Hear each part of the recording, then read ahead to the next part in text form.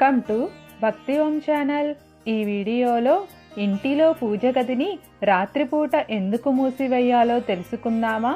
ఇంటిలో ఆనందం శ్రేయస్సు కలగాలంటే ఇంటిలో పూజ గది ఉండటం ముఖ్యంగా చెబుతున్నారు మన పండితులు. దేవుణ్ణి కొలిచే ఆలయానికి పూజ గదికి సంబంధించిన అనేక నియమాలు గ్రంథాలలో వివరించారు.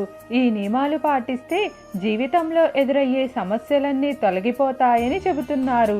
అయితే జ్యోతిష్య శాస్త్ర ప్రకారం రాత్రిపూట పూజ గదికి తెరవేయాలని చెబుతున్నారు మన పండితులు. అసలు అలా ఎందుకు వేయాలి, దానికి గల కారణాలు ఏమిటో ఇప్పుడు తెలుసుకుందాం. హిందూ మత గ్రంథాలలో ఇంటి ఆలయానికి సంబంధించిన అనేక నియమాలను ప్రస్తావించారు. ఆలయంలోకి ప్రవేశించటానికి కొన్ని నియమాలు ఉన్నట్లే ఇంటిలో ఉన్న పూజ గదికి కూడా నియమాలు ఉన్నాయి.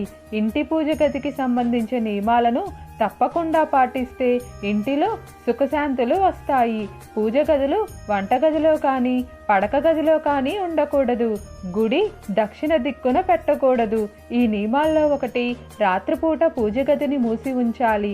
అయితే రాత్రిపూట గుడిని మూసివేయడాన్ని తరచుగా చూసుంటారు. అలాగే ఇంటిలోని పూజ గదిని కూడా రాత్రిపూట మూసి ఉంచాలి. మనం అందరం రాత్రి సమయం ఎలా విశ్రాంతి తీసుకుంటామో అలాగే పూజ గదిలో ఉన్న దేవుళ్లకు కూడా విశ్రాంతి అవసరం. రాత్రిపూట ఆలయాన్ని మూసే సాంప్రదాయం మత గ్రంథాలతో ముడిపడి ఉంది.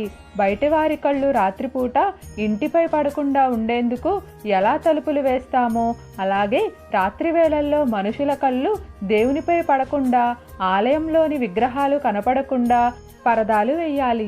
మానసిక ప్రశాంతత, భగవంతునిపై దృష్టి పెట్టాలంటే ఇంటిలో పూజ గది ఉండాలని చెబుతారు. ఇంటిలో దేవాలయం లేదా ప్రత్యేక ప్రార్థనా స్థలం ఉండటం వల్ల ఇంటిలో శుభం కలుగుతుంది. ఇంటిలో ఆలయాన్ని ఏర్పాటు చేయటం ద్వారా ప్రతికూల శక్తిని దూరంగా ఉండి సానుకూల శక్తి ఉంటుంది. ఇంటిలో ఆలయాన్ని స్థాపించటానికి సరైన దిశను ఈశాన్యంగా పెట్టాలి. అలాగే గుడిలో నిత్యం పూజలు జరగాలని, దేవతలకు అభిషేకం చేయాలి.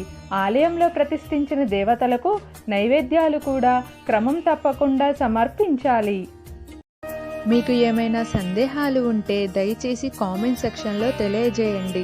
మీకు ఈ వీడియో నచ్చినట్లయితే లైక్ చేయండి, షేర్ చేయండి, అలానే సబ్స్క్రైబ్ కూడా చేసుకోండి.